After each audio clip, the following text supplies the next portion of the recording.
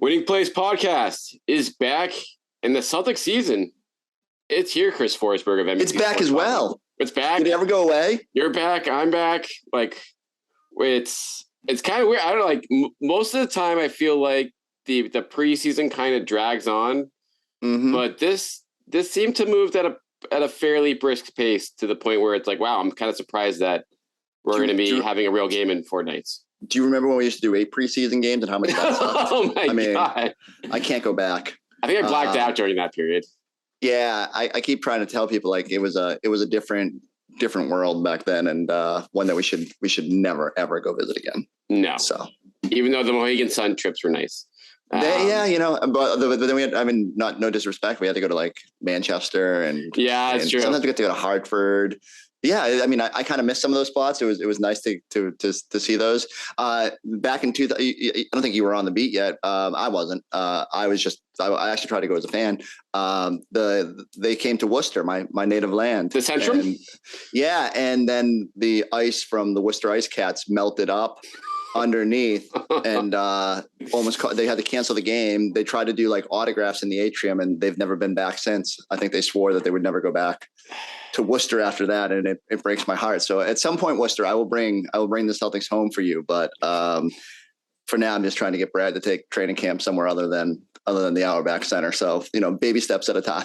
Right. We'll do NCAA tournament first, and then Celtics back in Worcester. A little bit of everything. Exactly. They should do that though for like random bad end of regular season games. I feel like to like mix just to spice them up, just to spice them up a little bit. Like I would love that. Like, oh, the Pistons or the Thunder are coming to town, but don't worry, we're going to like Vermont.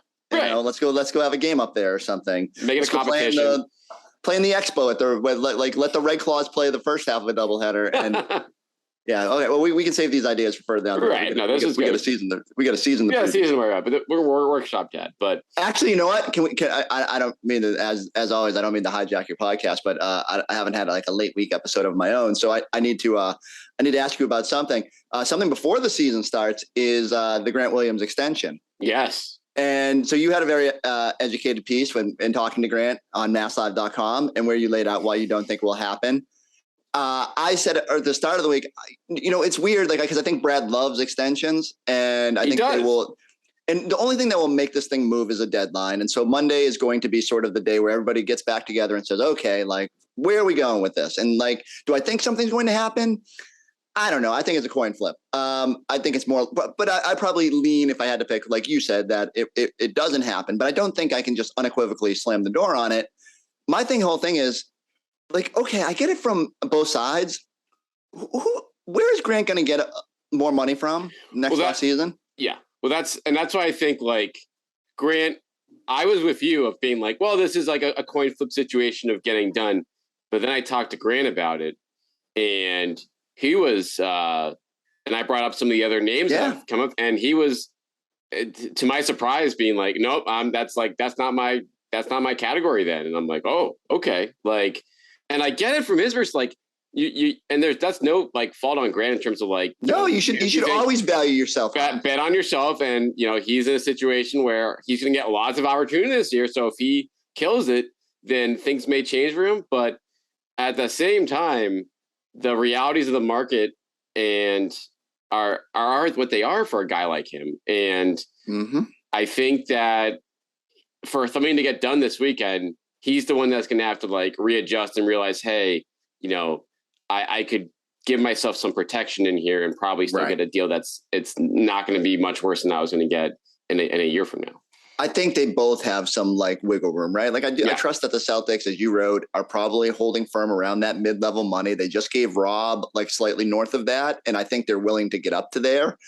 But if Grant's like valuing himself in the $17 million range, like that's probably too big of a bridge to gap. But if he's valuing himself at $14-15 million, can you bridge that gap? I wonder. I think the one thing I would say and I understand both sides. I think like part of me says like we're in these situations. Sometimes you got to bet on yourself, and you got to just kind of like trust that, when you get to that negotiating table, you're going to give that other side reason to do it. But I wonder my fear for Grant is you overplay your hand a little bit, and now you're sitting there next year, and the only only thing above a qualifying offer you got is either something under the mid-level, like call Kyle Anderson and ask what kind of money you're going to get as a versatile power forward, or it is north of the mid-level, but okay, you're going to go make $14 million to play in Indiana. How you feeling about that? And I just think, both sides need to sort of understand that. And the other thing for me is, like, just the idea of playing with a clear mind. And here I go full Brad Stevens. It's hard when these things linger over because you're always thinking about them, and all of a sudden you get in a slump and you're thinking about it. I think there is a great value in sort of clearing your head before season and all that. And hey, like, look, it's not the worst thing. There's been plenty of guys, even in the Danny Ainge era. Everyone said, like, no one signs extensions in the Danny Ainge era, but there were offers out there that probably should have got to the finish line and were really, really more close than anybody could know to getting to the finish line. And guys bet on themselves. And then the next year they signed at either a little bit more money or like whatever. But sometimes I wonder if it's worth the quibble to get there. So I'm fascinated to see what happens. I err on the side of nothing, but it's a fascinating situation to kind of watch. It is, because it's a fun staring contest, because you look at Grant's side and you look at the Celtics, be like, listen, like, they're screwed if they lose me, like, in the future. Like, they have no way to replace me, and I know that, and they know that, so I'm not going to like let them off the hook here. But the Celtics side is what you just laid out, is being like, okay, Grant, okay, let's go find some teams that are going to, sign you an offer sheet for above the mid-level exception. It just doesn't happen much. Yeah. Certainly not for his type of players. Like, yeah, Keldon Johnson got $18 or $20 million per year. Guess what? Like, you're not Keldon Johnson, and you're and you're never going to have the type of upside offensively that he presents. What is Grant's ceiling? I don't mean to turn this into the Grant podcast. Yeah, that's always it's a good discussion. Like, I don't know. I'm a little bit more excited about his ceiling now after this preseason. I don't want to comply too much, but it's like some of those dribble drives, I'm like, okay, this is like a dimension. Can I tell you what, like, the two most common questions I've gotten this offseason are? You'll guess one easily. Like, the first question is, what happened with Ime? Right. And then after I Euro step that one into the layup, people go, "Do you see that Grant Hezzy the other night?" Like, and so that's good. That's great that in what was essentially a shortened off season, that Grant was able to add to his toolbox. And I think that's important for young players, and that's huge for him going into what amounts to a contract year. I just wonder, once they're healthy, there's a lot of depth here, and it's going to be hard to sort of prove yourself. And so he's got these first few months could be really vital for Grant in terms of establishing himself. And yet, I don't know, outside of more consistency in the playoffs, what he's going to show us. Like, look, all that stuff is great, but I think your ultimate value is what can you do when it matters most. And because I know Grant Williams is a NBA rotation player, and I just don't know if he is a super high level role player off the bench, or if he is the Al Horford eventual succession plan, if he develops his game that much. And so, like, again, I don't know if the average NBA fan nerds out over this stuff as much as I do, but like, these are the fun little, like, game within the game that I enjoy. Cause, like, the money and like how you put together a team and how you build it out and how you make people feel comfortable. And so I just hope that if it doesn't get done, that both sides, again, don't have to like stress too much about it into the future. Yeah, because that is, I think, a kind of an underrated part of last season was the fact that all these guys were on long-term deals. And I think that, given all the struggles at the start of the season, that probably made it a little bit easier for them to, the buy-in and get on the same page. And, Grant, to his credit, I mean, he's not the type of guy I think would fall prey to that. True. Of like this year. But at the same time, like you said, if he goes 0 for 24 again from 3 to start the year, like, he's had some really good seasons shooting for 3, and they may be outliers. We don't know yet. Like, we're going to find that out from a sample size standpoint. And I don't know, it's like for all his upside could be, that like, he's still like 6'5". Yeah. And so like that might, it's hard. All of a sudden, it's really, I do think that. I think the other thing the Celtics should value from their perspective is that he is incredibly liked by this group. And even the other night, the Shamrock Foundation Gala, they gave him the community award, and the whole video was like players roasting him. And, and he actually came up there and was laughing about it. And then they gave him a personalized Catan board with the Celtics colors. And like, I think there's a lot of support for Grant in-house. You've seen the way Jason gravitates towards him, the way that like he lightens the mood. And so I just hope, again, that's why I keep hoping that both sides sort of see the benefit in each other. And if your goal is truly to just win a title, can they get to that middle ground and eliminate one other potential distraction? And so I'll be fascinated to see if they get there. Absolutely. All right.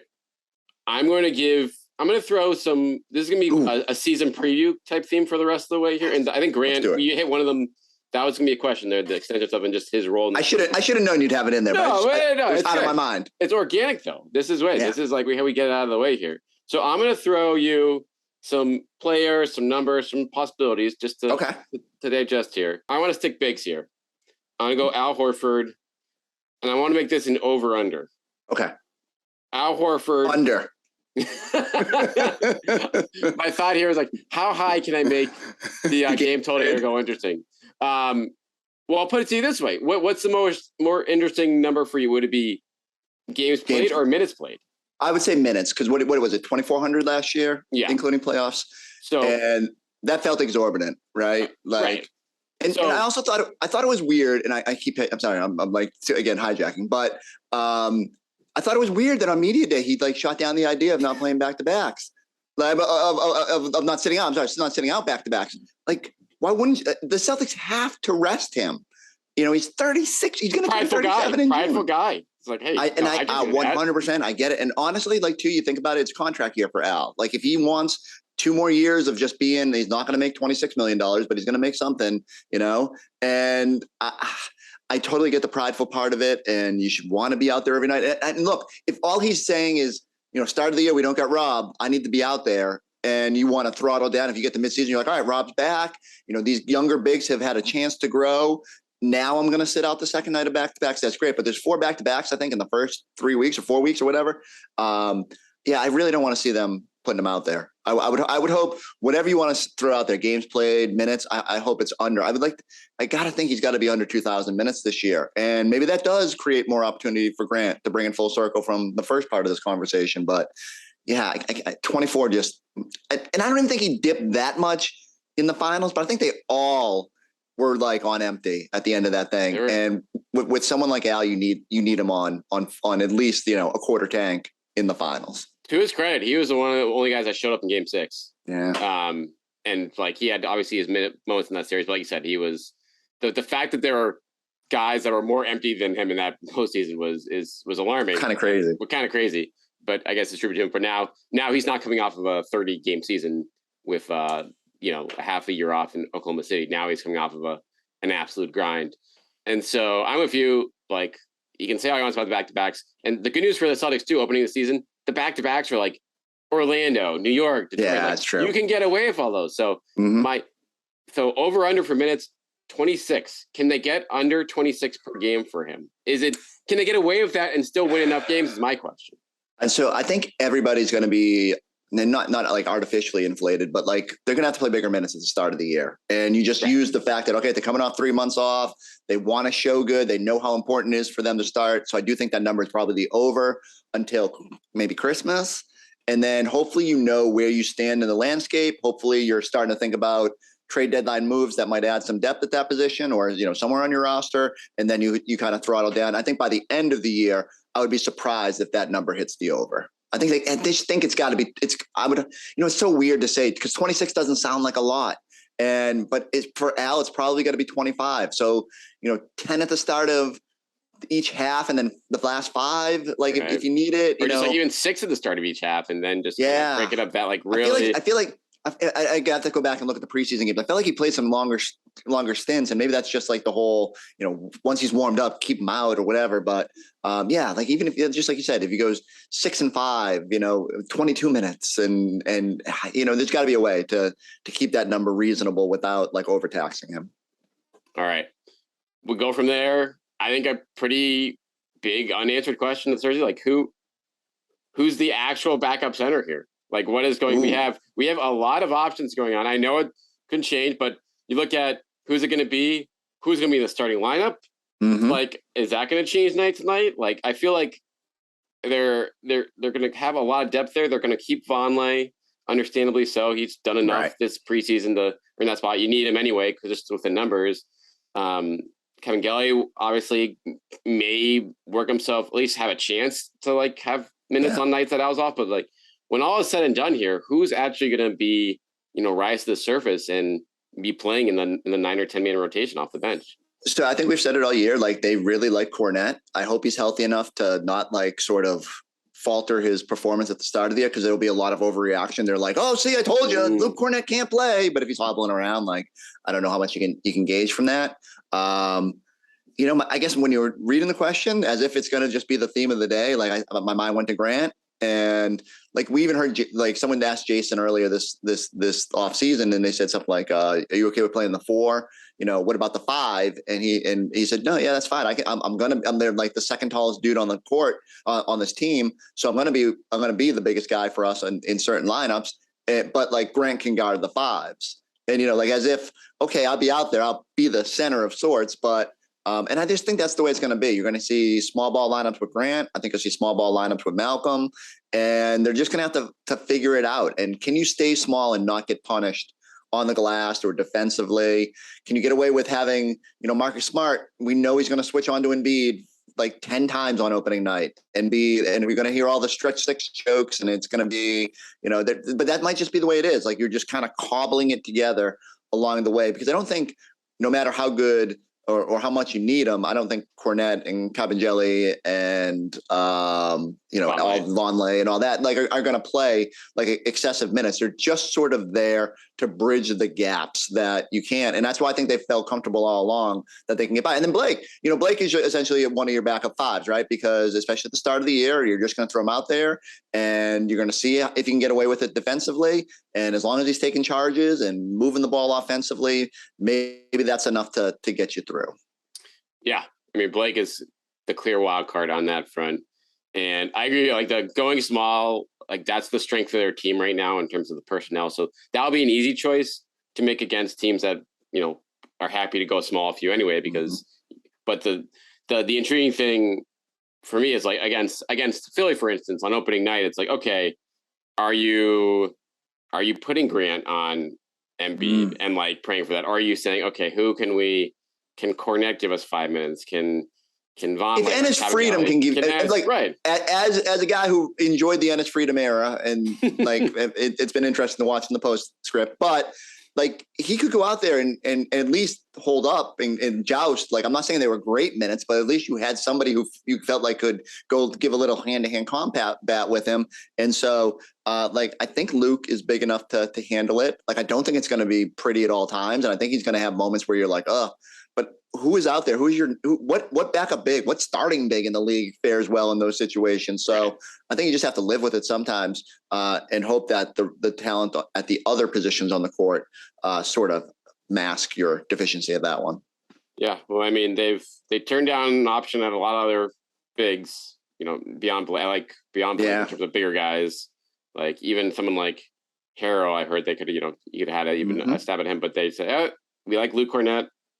Vonleh was more of a flyer, but he looks like he can provide if you need the rebounding guy, him or Kevin Gelly will be that. And I'm fascinated to see, because if this rest plan for Al Horford comes to be, like those guys are going to have to play, and we'll see if they're up to the task. And look, if it's a huge deal, like at Christmas, you start scouring the market. Right. One of the things Brad said over the offseason was that ownership has given him the green light to spend. If the big position turns out to be as much of a problem as probably like all of us have collectively made it, whereas like, we're an 11.5 on the panic meter outside the Celtics organization, and for whatever reason internally it seems like it's a 3, and but if they get into the season and just realize it's a bigger deal than we think, then they'll make a move, and then it's hard to make trades based on what they've got, but not impossible. All right, that brings us to the next one. Ooh, Celtics trade January 15th, before or after? Interesting. It feels like in recent years they've loved to get their work done early, and yet they obviously went all the way down to the wire with Derek White. I think they'll know beforehand, and I think they have learned the value of getting someone in-house early as possible to get them the reps. Like if it's someone that legitimately you're going to have to lean on down the stretch, and whether that's to patch the big man position, whether that's an injury that comes up, then I say under, so like earlier than January 15th. otherwise, if it gets past it, I don't know. I think and then it more comes an issue of, are there guys that aren't playing that you're just trying to move? Are there goals to satisfy, like looking into the future? Is it just tax related? I can see those sort of deals going a little bit deeper. But I think if it's going to be a legitimate move, I'm going to say right before January 5th. That's the day everyone can be traded, right? So so December 15th is free agents, and then January 15th is another day, another checkpoint day where more. So as long as it doesn't involve anybody that needs to hit that checkpoint, I think it's before. I'm disagreeing with you on this. I'm going after because I don't think we see Robb until like early January. And fair. I think they'll want to gauge that. And I agree with that. If you do want to get guys in the door, if that's going to be someone who's going to be in your playoff rotation, and I would imagine teams that want to tank this year will want to be, getting rid of good players sooner rather than later. So I could see it happening before 15th, but I wonder, and this will lead to a follow-up question on the trade stuff right now for you, is what's your bet on where, if you're going to have one real swing at a rotation player, where do you go for? Do you go for a wing or do you go for a big? I mean, didn't we see in the playoffs they really needed one more wing? And, I just hate this. I keep going back to it. It just felt like the Warriors had one more wing and you just didn't. Like, who are you leaning on? You couldn't count on anybody on that bench, and you'll be a little bit more assured this year with what you've got. You don't like what you see from Justin Jackson? Come on. He did have that one half, man. Like all of a sudden, what a turnaround for him, though. By the way, unbelievable. After the worst half ever, he went from like people thinking he was going to get waived at halftime to people like wondering if they maybe should lock him up for 3 years just to be safe. And so I do love the polarizing swings. Yeah, I honestly like. And this is just based on like how weirdly assured they seem at the center position. It makes no sense from the outside, and yet their confidence that they exude about being able to get by with what they've got suggests to me that they want to leave the flexibility to pursue all positions, and that wing by that point, if nothing more than to save some gas for Jason and Jaylen, could be a bigger need than the big. And yet, like, every indication is we'll probably be talking about every big man for the next 4 months. So we go, I guess it also comes down to like who's available. I actually had someone in the mailbag said like what big man can they go get from a tanking team? And I'm like, that's actually a really good question because, okay, pick every team that's going to be in the Wemby sweepstakes and go through like San Antonio, Pirtle, and you can start thinking about Oklahoma City and, like which team or Utah, like, so I think you did the exercise, right? Utah has nobody they can really trade for, at least right now. They got the clinic though. They can get the clinic. Oh, I didn't think about that. That's changed in post site, right? Yeah. What's he making this year? He's making like 11. They could get there. I don't think that's a guy like that's not someone because it's like, is he going to play in the playoffs? Like probably not. Like let's like not. No. Not, and you don't want to make. You're not making a move to just get somebody who gets you to the finish line this year. Right. You want someone who can play in your like top 8 or top 9 if you're going to make that kind of a move. So I don't know. I guess I'm gonna. I don't know. Sometimes it almost feels like I'm just trying to say something to be different, but I'm gonna say wing is the bigger priority come that point of the year. I agree with you. It should be. All right. But I don't know. But yeah. Wonder again if Robb is a question mark, if he comes back and it's like he's not. Robb ain't gonna be a question mark. I mean, I don't question what he can do. I question whether he can stay healthy. And is Malcolm Brogdon staying healthy? Well, that's true. That's a pretty, because if he goes down, things could That's the thing. And that's why I think we can say like they have good depth in the backcourt right now, but you're one injury away from being like, like now Peyton Pritchard's playing a ton of minutes. Now you don't have the versatility to go small because Brogdon can play up. And so I think it's all connected. More than anything, we just got to see it, right? Like real games with real rotations will tell us a whole lot more than what I can gauge off of all these games against the Charlotte Hornets. Is there a question in there about Gordon Hayward's haircut? Oh, or like his next trade, but no, not that. We can bring that up to the surface right now. Did you see it? Can we just? Someone posted that today. Someone posted that on Twitter. I got the good look at it. I I'm just going to say, I texted my barber. I was like, is this a trend that I need to be aware of? And he said no. And so, didn't you share barber of Gordon Hayward, by the way? Back in the day we did. When he was in Boston, the first barber I went to, yeah, he was involved in my new barber, who was just a little bit closer to home. Although I still consider like everyone part of my barber family, because they've all helped along the way. This one is just a matter of my guy Nick is super convenient now, although he's turning into a rock star too. He's on jet planes and stuff like that. So I would say, yeah, I don't know. Like I hope there was just I hope like his kid said, "We'll cut your hair this time," and then something happened, because unless he's growing a mullet, I'm not sure what's happening there. I know that wasn't one of your questions, but no, I mean, it's important. Like that's a trade me out of Charlotte haircut. I think there's going to be a lot of those haircuts this year. Can you think now too of like the sliding doors, like Hayward? Oh my gosh! Situation? Like if he was still here, like how would that be at this point? Given his, I mean, obviously you never know if injury stuff, but like it is fascinating to kind of think about like how would everything have changed? And you don't have Al probably in that instance. I mean, is he just injured last year or 2 years? I mean, yeah, it really is crazy. I mean, and like then you throw Terry into that mix, and what if Terry had? I don't know. Yeah, we could go down a whole wormhole. We'll save that for an off week. No, my hair would look similar to Gordon Hayward's if we started trying to unravel that shoelace knot. All right, let's go to another story, and I'll just bring up Jaylen here because I think he's looked really good this preseason. Mm-hmm. All accounts locked in.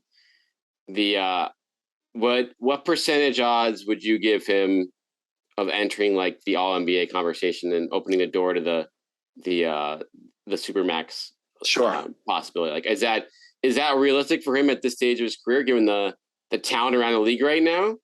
I think it's tougher now that like, Kawhi's healthy and stuff like that. I think it gums up that his essential position. Although he does have a little bit of, he's always like, doesn't he show up on the All-Star ballot as a guard? And, right. I think he'll have a little flexibility there for so, that's a great question, because now I need to go back and look, because like last year in the whole Embiid thing with the forward and the center thing, like, does that happen again? Does does Embiid take a forward spot and then you're sliding Paul George or Kawhi down to a guard? And like that could factor into whether Jalen's in the mix more than he isn't. But I'll say this, if the Celtics win and they're as good as we expect them to be, both Jaylen and Jason are in that conversation. I fully expect Jason will be first team All NBA this year. And again, based on like the crazy position stuff. But like it gets difficult. It gets hard once you start thinking if is LeBron on there? Are the Lakers more respectable than they were last year? Where is he slotting? What is just the landscape of the NBA, and like who's healthy, who plays enough games to make it? But like watching Jaylen coming back and being sort of same finals first quarter awesome Jaylen. I'm really bullish on like Jalen's he wants it this year. And I think that's a huge part of like why people can be pretty bullish on the Celtics. Yeah. I mean, I know I didn't really answer your question. Give me percent.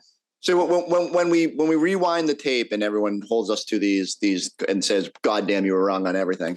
I'll say, if I had to bet, I'll say I am just to keep with the 51-49 of Grant's extension. Like I'd say 51% certain he probably does not get All NBA just because of the logjam. Yeah. But like, there's a really good chance that if people get hurt or if he just has a really good year, he does get it. Yeah, I think I'm going to put it. I'm less high on his chances just because of the logjam and just I just think the assist turnover situation for him is always going to make it like tough for him to get.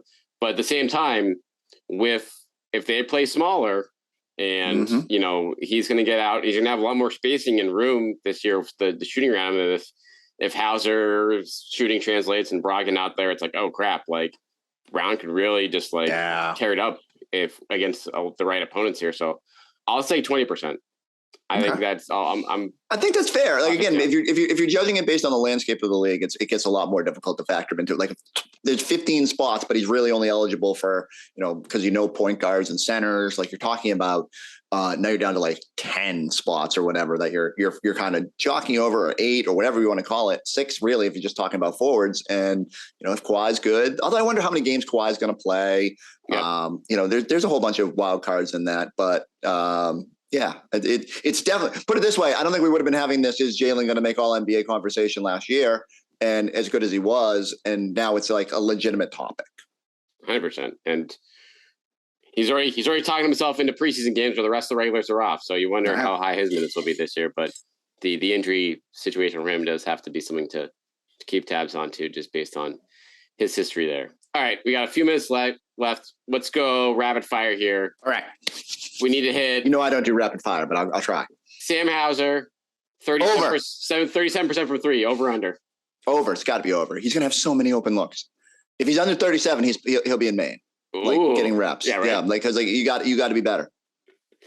All right, Malcolm Brogdon. Well, you got to answer. Oh, I'm going under. I'm going to say 36, but it'll still be it'll be a good 36. Wow. I don't know. Like I guess 36 is low. Okay, all right. I'll take draw 37. All right. Malcolm Brogdon, minutes per game, 28. Ooh, same deal. Like by the end of the year, probably in line with where I'm thinking, and especially because but even at the start of the year, you don't want to overtax him and get hurt. I'm going to say though, I think just based on personnel right now and the heightened role he'll probably play at the start of the year, I will say over. Plus, he wants to play. He wants to play. I'm going under. I want to protect him. Like, that guy is injury prone. You have all these extra guards. Get Peyton Pritchard 6 minutes each half. Keep him. Which would be the prudent play. Like, they should have given Sam Hauser minutes last year. And so I'm all for, stretching that rotation a little bit. I was texting with someone the other day and was like, why wasn't Sam Hauser given a shot at something? After, the second preseason game, you're just like, and I know Ime run fake guys, and that worked for a while, but then it wasn't working. It was like, it took Pritchard until Schroeder got booted to get in there. So I think they were hopeful, and I think there was in-house desire for Aaron Nesmith to get minutes, and that complicated things. So it just took a while for that to find a way to get. But I do hope. I think Mazzulla will be more open to finding some ways, and I'm guilty of that Nesmith hype too. So blame that on my over. I scrambled those hype trains. Did you? I saw a Romeo Langford video. I did not even watch it. I already had one block. I can't watch it. Watch this. You did the same thing as me. I was like, nope, I've lived this. Can't do it. Sorry. It was 2.5 minutes against Utah in the preseason. It was unbelievable. It was like, look at this. He followed the ball there, but then he got it back and they finished it. I was like, okay. I will say this, guys like him and Nesmith are going to play a lot, and there's going to be nights where you look up and they're going to have good nights and you're going to be like, damn, did they give up? But I mean, I think we had a large enough sample with both guys to know that, at least in the case of Nesmith, he was never going to get the minutes here. And with Romeo, it just didn't have the motor. And, they got to find a way to get him cranked up more when he's out there, because he has all the ability. Is Peyton Pritchard going to be on the Celtics at the end of the year? Oh, man. I think it's going to be easy. I would say yes, because I think there's a lot of support for Peyton, and there's an understanding that it's just tough. And if nothing else, I mean, Blake Griffin loves him. They're playing beer pong together. They're he's always got his arm around him. So I would say I think they are all rooting for Peyton. And I think as long as he understands and doesn't get frustrated that there's times this year that he won't have minutes, that he's on the roster. Make sure, if you didn't check it out already, Forsberg has a great one-on-one with Blake where he goes into his beer pong. What's funny is that interview was that interview was 15 minutes long, and 6 of it was golf, and I had to edit out all the golf. I know. I was wondering. I was like, we should do a separate one. Just do that should have. Yeah, maybe golf. It could be a weekly. He was really good. He was really good on it, and I kept the Tatum stuff. But with the live tour. At one point, I looked up and I said, "You probably don't want to hear me talking about golf anymore." And he was like. And he didn't say no. So we just kind of moved on organically from there. But good connections, good vibes for you two out of the gate here. All right. I'll wrap up here. I'll give it to you. The big question. Give me. No big. We're not. I'll let you save your records and your rankings. We'll save that for nice. For NBC. I had nothing. Do you have a hot take on Joe Mazzulla to start the year? I don't know if I have a hot take. I think have a lukewarm take. I have a lukewarm take. My lukewarm take is people keep asking me. That's probably the third most popular question after Ime. I can't give you any information. And then is Grant going to be awesome with the Hezi? And then it's, so what about this new guy? And I say the same thing. I say he's been thrown into a tough situation, but typically in the NBA, talent wins out, and that he comes from what I would call like the school of Brad in terms of like demeanor and like how I think he'll coach. Like I don't know for sure, but I just like that's just the sense I get. Like in the playoffs, it was weird. He was very excitable. He would be jumping off the bench to like run defensive sets. But I think when you're in that big chair, there's just a different sort of poise you have to have and a way you carry yourself. And I think having Brad there as a sounding board will further help. I want the emotion. I want the stone face Brad after the miss. I don't know. But maybe that just happens through time. Like he gets back to being sort of like what we know. He's like, everyone says he's got that sort of fiery personality behind the scenes. And so but I think in that first year, he'll be just sort of, it sounds so, I don't want to like come off as I'm saying he can't like, but I do think there's just this idea of at the start of the year, you keep your head above water and like, just, like not stay out of your own way. Like let this work because the talent's there and put your stamp on it and find your role. Like people so quickly forget Ime was not good at the start of last year. Like there was a lot of questions about like, what is this guy doing? And he eventually got it. And like, eventually he found his voice. And then the flip side of that is everyone says to me, oh, the coach is not that big of a deal. No, this team took on his personality by the end of the year, and that was huge to get them getting where they did. And so it is a loss in terms of like how much impact he could have last year. Mazzulla is very good. He probably didn't expect to be thrown into this role, but he will figure it out. And my lukewarm take is that as long as the players are good and do what they do, we probably won't focus too much on the coach, even though it's like an obvious storyline. This is my lukewarm. We got a hot take. I would not be shocked if Mazzulla is a better in-game coach than Ime. I would not be shocked. Would not be shocked. And right, but he can't. He might not push them the same way, but he can push the buttons in a better way. And so that's why it's a whole different. Like, there's a lot of stuff beyond in-game stuff when you're dealing with an NBA team. And so those are the unanswered questions. But I like a tactical standpoint, that's what I'm throwing out there. All right, Forsberg, you're off the clock. This was a good pod. This was good. Let's roll fast. Make sure you're checking out all this stuff. NBC Sports Policy. He's had a lot of great exclusive interviews from media. We're back, baby. COVID's gone. Chris can talk to us. I'm going to see him at the Garden. I mean, crazy. I don't even know what I'm going to do. I don't remember where to park. All right, so make sure you're checking him out on the airwaves, on the Celtics Talk Pod, after games all year long. He'll be around in regular here too on the Winning Plays Pod. Rate, review, subscribe, and we'll be back with you guys for next week.